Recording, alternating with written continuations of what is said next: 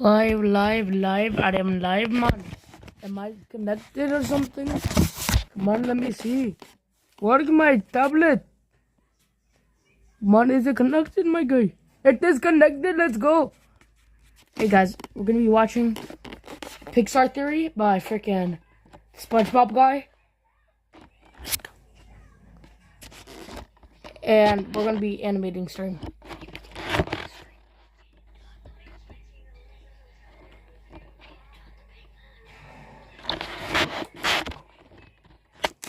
And yeah, I hope you enjoyed the stream, my guy.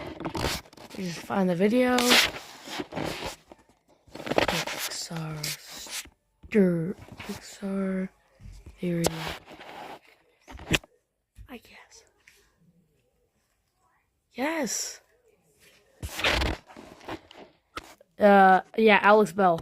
We'll be watching his theory. It's about an hour long. So yeah, I hope you enjoy the video. If you like my stream, please subscribe. And yeah, I'm also working on Battle for Rights episode 2. So if you want to see that, be excited because it's going to be tomorrow. It's going to be released tomorrow. Oh, let's get started.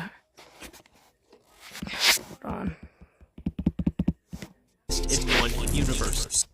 It's like 30 seconds of this, but is the Pixar Theory. The Pixar Theory. The Pixar Theory. Pixar Multiverse Theory. The Pixar Theory. The Pixar Theory. The Pixar Theory. Pixar Theory. Pixar Theory. By far, the most popular fan theory of all time in any media is the Pixar Theory. The idea that every Pixar movie exists in the same cinematic universe, and all the hidden Easter eggs referencing other Pixar movies are actually carefully crafted hints that can be used to explain how all of these very different movies exist in one universe. It was created by John Negroni and has since been restated and added on to by hundreds of different people across the internet. And for good reason. I think the Pixar Theory is such a fun and clever way to think about these movies, and the amount of connections they were able to find is really impressive. But I also think the Pixar Theory is fundamentally flawed. The theory heavily relies on the logic behind Easter eggs in Pixar movies to construct its narrative. I'm not really going to explain the theory in this video, but stuff like the reoccurring by and large logo being proof of machines taking over, or the fact that the witch from Brave somehow has a Sully carving being proof that she's actually Boo from the future. I'm not saying you can't use Easter eggs in a fan theory. I use them all the time. They are very useful in theory crafting. But if you're going to claim this Easter egg as evidence in your theory, then how do you explain Boo having a Nemo toy in Monsters Inc., or all of these Bugs Life toys in Toy Story 2, or all of the other many references to other Pixar movies? You can't just say, oh, those are just fun Easter eggs referencing other movies. They don't count. If you're also saying, this Easter egg, now this one is actually proof of time travel and these movies being connected. Either they're all intricately placed hints about the lore, or they're all just references that don't matter. You can't have it both ways. And if we're being honest, 99% of Pixar Easter eggs are just references that can't be explained by any in-universe reason. And look, I'm not trying to ruin anyone's fun here. I know most people already know this and still choose to enjoy the Pixar Theory just because it's a fun way to think about these movies, even if there isn't actually any hard evidence. That's at least how I enjoy it. But what if I told you there was another way to connect these movies? A way that doesn't just rely on tiny background Easter eggs, an alternative way to look at this theory based on actual concrete, indisputable evidence of these characters existing in the same universe. Evidence that I have never seen even mentioned in another Pixar theory. That must sound too good to be true, right? There have been hundreds of different theories trying to connect these movies over the years. How could there possibly be anything else to say? Well, what if I told you we've all been looking in the wrong place? This is Alex Bale's Pixar Metaverse Theory. I'm calling it Alex Bale's Theory, by the way, so that if all these other Pixar Theory channels start covering it, they gotta give me credit. Okay, this is my theory.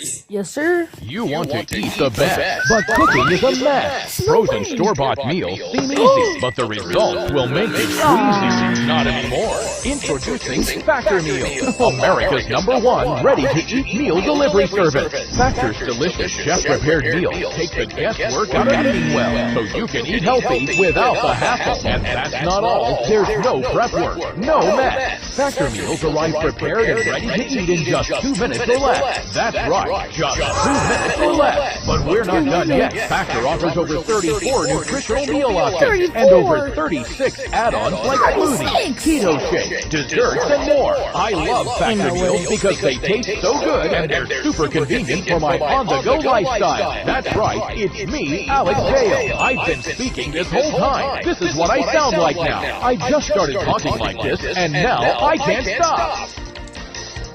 Yeah. Please help me. And that's not all. If you use the link in the description or scan the QR code, you can get 50% off your first Factor box. That's right, 50% off your first Factor box. And if you're still not convinced, we'll throw in free wellness shots for life. That's 2 free wellness shots from the 3 available flavors in every order. But this incredible offer won't last. So use the link in the description or scan the QR code with your phone now. Offer only valid for new customers with qualifying auto-renewing subscription purchases. See Factor75.com/terms for details. Listen help me, I'm trapped inside of an infomercial. I'm in horrible pain and all I see is darkness. This was a freaking... Hey, before we start the video, I just want to say, I'm back to making theories. This is not a part of the Don't Feed the Muse ARG. That series is over, and I am done making SpongeBob theories. But I do have one last special thing planned for you SpongeBob theory fans. I'll talk about that a little more at the end. Let's finally begin the Pixar Universe theory. Start, man.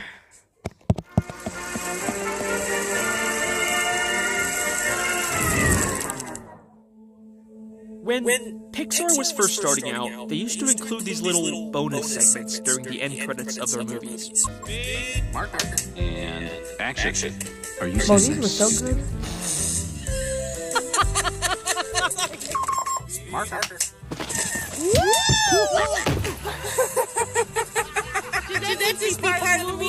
These were bloopers where they would re-show scenes from the movie, but the characters would suddenly forget their lines or mess up and break character. Does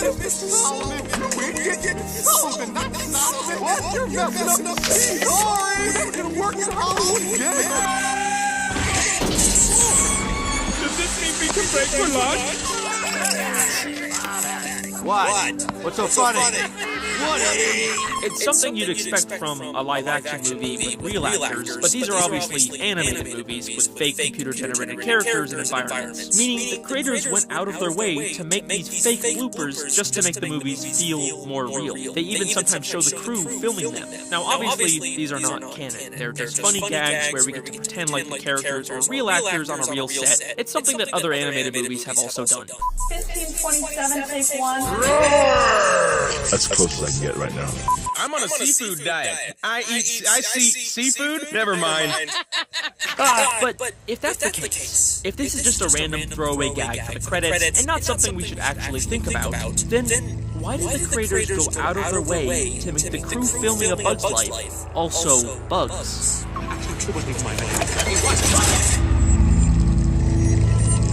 It's a weird detail to include for such a quick little nothing gag, right? But this detail has some very interesting implications for this weird little meta alternate universe where all the characters are just actors who know they're filming a movie. Like, this has to mean that in this universe, these actors are actually real talking bugs, right? Like, I first assumed maybe the implication was that they were just, like, humans in bug costumes. But there's no way the crew would also be in costumes too. So this means that they must all be real talking bugs. We are looking at a universe where talking bugs are making movies about talking bugs with tiny cameras and tiny film equipment. And they're not alone. The Monsters Inc. bloopers also feature monsters on the crew filming the movie. And while we don't fully see the crew in the Toy Story bloopers, and they seem to have human hands, they're the same size as the toys. And in one shot, if you look closely, we can see enough of the arm to reveal it as the exact same weird bendy elbow that Woody does. Meaning they are all actually toys. All of these fictional in-universe movies are being filmed by the actual talking sentient creatures from their respective movies. Meaning talking bugs, toys, and monsters all actually exist in these weird meta blooper universes. Okay, that's pretty interesting. But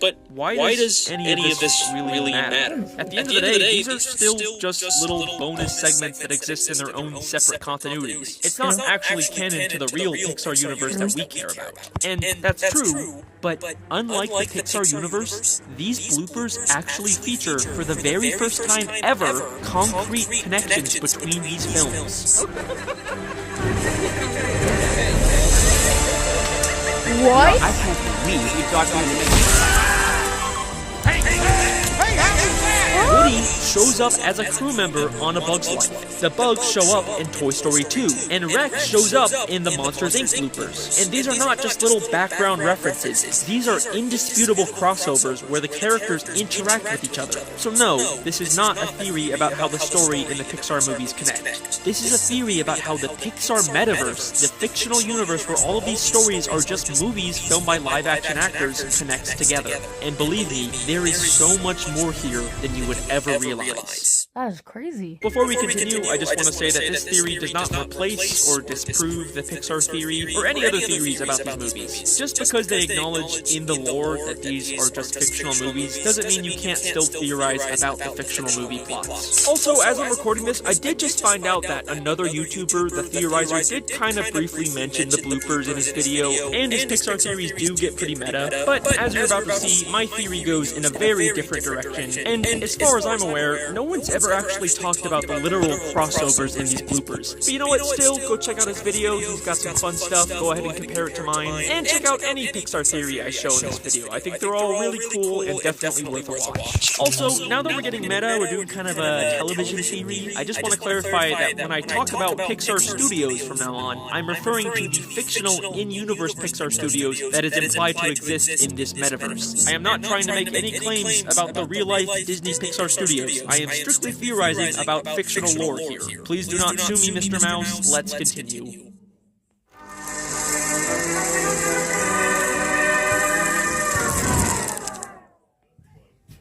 So, from now on, I will be referring to this connected, behind-the-scenes cinematic universe as the Pixar Metaverse, a term I'm blatantly stealing from Quit Reviews. We now know for a fact that the world of the Pixar Metaverse has actual talking toys, bugs, and monsters that all coexist and make movies together about talking toys, bugs, and monsters. Unfortunately, only these 3 movies had these bloopers, so we don't really get a ton of information about how this Metaverse world works. It seems like the main difference between the metaverse and the world of the Pixar movies is that humans are most likely aware of all of these talking creatures' existence. We don't see any humans in these bloopers, but the fact that humans are also acting in these movies seems to imply that they're working together. One of the monsters even says they're working in Hollywood.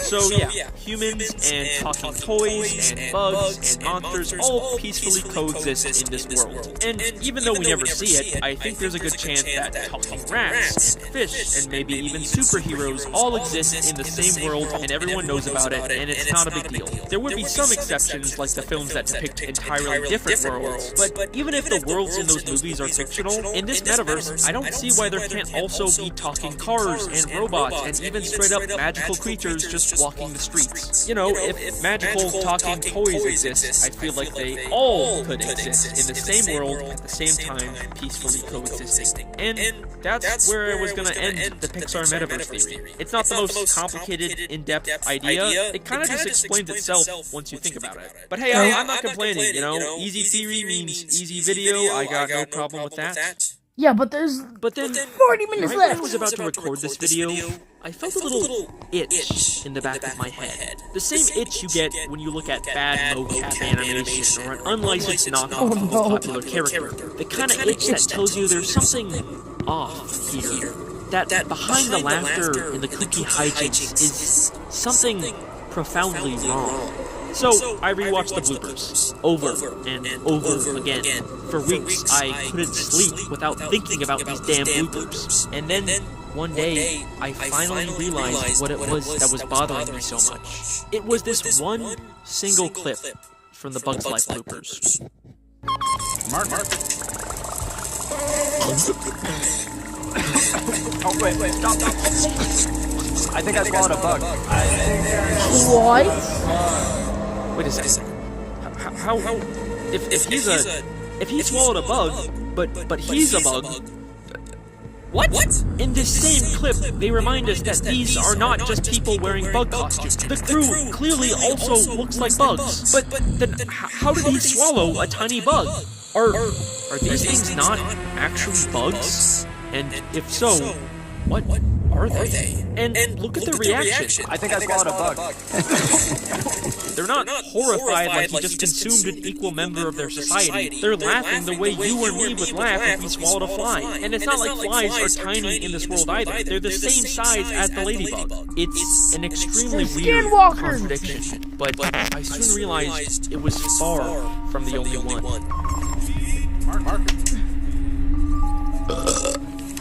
I don't remember eating that. That's the fifth time. There's multiple. I had the bean burrito for lunch. I had that bean burrito for lunch. Toys don't eat. Toys have never eaten in any of these movies. The closest we get is maybe Bullseye licking the cheese dust off a finger, but that's just tasting. They don't have internal organs. They can't actually consume food. This would seem to imply that the actors are not toys. But remember, the off-screen crew also looks like toys. And not to mention, in this clip, there are tons of identical Buzz clones that sound exactly like him, even when they're out of character. Which implies they are real toys, but toys don't eat. And why is Rex so big compared to the monsters? Monsters are supposed to be bigger than humans, and much bigger than toys. And why do the bugs look tiny compared to Buzz, even though Woody was shown to be the exact same size as an ant? And why is this bird a mechanical robot when everyone else is a talking living thing? And wait. If they're supposed to be actors pretending to be fictional characters, why does Buzz call Woody out of character? What? What are you laughing about? Huh? Real funny, Woody. Like, wouldn't Woody's actor have a different name that Buzz would call them when they aren't acting? What? What's so funny? Woody! Huh? Darn it, Woody! None of these bloopers make any goddamn sense, and the fact that they don't make any sense doesn't make any goddamn sense, because the creators clearly went out of their way to add details to clarify the lore of this metaverse world, while also going out of their way to add details that directly contradict what they've set up. Like, literally, in the same shot, they're contradicting themselves. If they're not bugs, then just make the crew human, or just don't show the crew! You can't have both!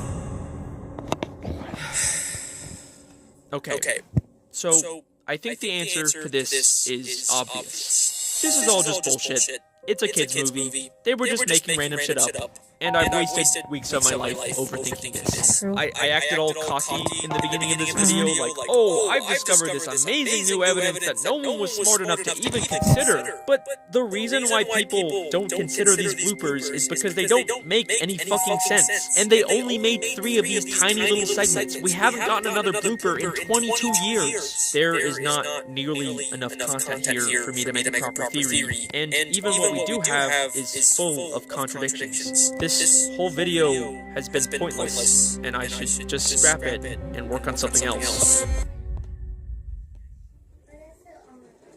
Whoa! But then I got that itch again. Oh.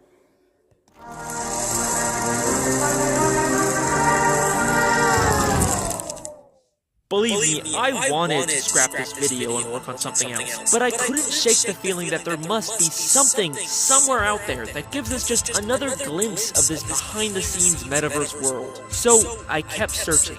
Searching everywhere I could think of. The Pixar Wikipedia, the Disney Plus spin-offs and short films. I even watched fucking Mater's Tall Tales, and there was still nothing I could use. But then I realized I was looking in the wrong place. Pixar always re-releases their movies on DVD, and a lot of these DVDs have special features and bonus content like creator interviews, deleted scenes, old promotional material, and most importantly, the blooper segments. If there's more metaverse content out there, I bet you it's on these DVDs. So I bought as many DVDs as I could find and started looking through every single menu item until I found a little something called character interviews. We've arranged to go live via satellite to the stars of Toy Story, Woody, and Buzz. Hello, guys. Hello. The Toy Story, A Bug's Life, Finding Nemo, and The Incredibles DVDs all feature character interviews. Thank you for letting us in on the set.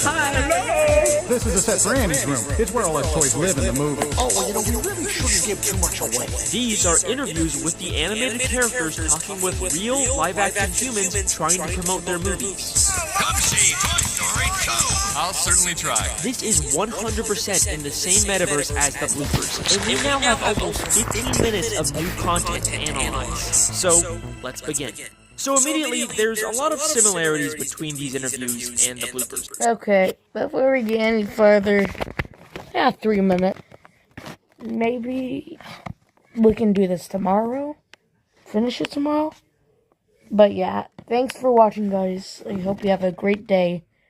And yeah. Skibbity dop dop. Yes, bye.